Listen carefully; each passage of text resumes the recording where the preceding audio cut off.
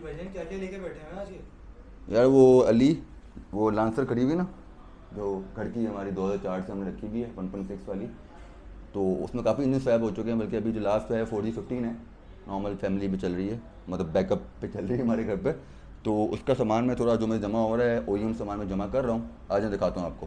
क्योंकि इसका हम अभी इंजन है उसके रिंग्स चेंज कर रहे हैं, ठीक है।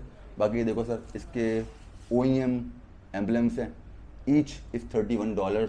You can search from the part number, ठीक है। ये पहले एम्बलम्स देख लें आप, ये एम्बलम्स आ गए सारे, ये ठीक है। मिट्सुबिशी, ये GLX आ गया, ये आगे का आ गया, ये लांसर आ गया। ये पार्ट नंबर इसका इरेज हुआ हुआ है किसी टेप की वजह से, सबके पार्ट नंबर मेंशन है।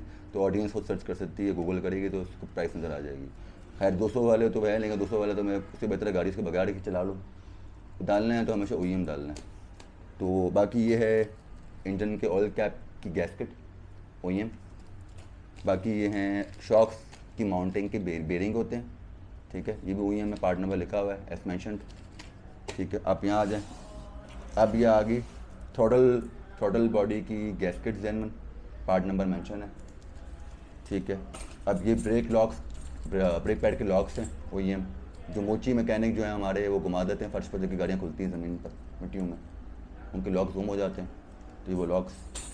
अब ये है कि अभी हमारे ये आगे genuine OEM spark plugs, even the manufacture इस NG के, लेकिन हमने OEM डाला है ना।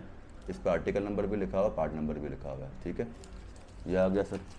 अच्छा, अब ये हमारा ये OEM आ गया सर, पीछे ब्रेक ड्रम के brake shoes OEM, these are $73, part number mentioned है OEM, ठीक है। बाकी सामान कुछ हमने आफ्टर मार्केट मंगवाया, लेकिन वो मजबूरी थी हमारी। अब ये इंजन की इनिशियल रिबिल्ड किट है, पार्ट नंबर मेंशनड है। अब इसके अंदर आप देखें, ये पार्ट नंबर दोबारा मेंशनड है, ठीक है। तो ये देखें अली, इसके अंदर क्या क्या आया हुआ है। हमें कुछ चीज़ें हमने खोली थी, ये जो लोकल मोची मैकेनिक बोलते हैं वॉल की सीटें, basically these are valves stand steels, और इसकी गैसकेट है साथ। ये क्या, इसमें 6 हिस्सा हैं। ये वेल्व कवर की आपकी आगे गैसकेट जिसको बोलते हैं, टैपेड कवर की चेन, पता नहीं क्या अल्फाज कहाँ से उठा कर लाए हैं, मेरे समझ से बाहर है। ये स्पार्क प्लग्स की गैसकेट्स आ गई, ये मेन सील की आ गई गैसकेट OEM, सब इसमें ही है, ठीक है। ये आ गई हमारी इनटेक और उसकी गैसकेट्स, ठीक है, इसी किट के अंदर सब है। और ये हमारी जेन्युइन गैसकेट आ गई, this is $70, you can search from the part number. तो अब ये है, बाकी ये सब पैक करते हैं। अब ये है कि रिंग्स हमने TP के मंगवाए, लेकिन यहाँ लोकल मिल रहे हैं। तो अब इसके रिंग्स जो जेन्युइन है वो अवेलेबल नहीं थे, एक रिंग 12,000 रुपये का। तो हम ये 12 रिंग हमें पड़े हैं 6,500 रुपये के, 4 पिस्टनों के। वो हम डालते हैं, ईच रिंग 12,000, तो लगा लो 95,000 के सब रिंग्स हैं। तो हम इतना स्पेंड नहीं करें, फिलहाल करके चल जाते हैं, सही है। लेकिन पाकिस्तान में 2 नंबर ही है, दुबई से आए हैं, विश्व आफ्टर मार्केट है, मुझे यकीन नहीं दुबई है, जो भी थाईलैंड वगैरह देखते हैं। बाकी थर्मोस्टेट जो है हमें OEM में नहीं मिल रहा था, OEM के मैन्युफैक्चर का मिल गया, हालांकि फ़र्क है पैसों में, 50 dirham का। ये HKT आ गया 82 टेम्परेचर वाला। अब जो इसकी बीमारी है, अब आइडल वेव कंट्रोलर जो है वो जेन्युइन जो है वो 800 dirham का है अली भाई।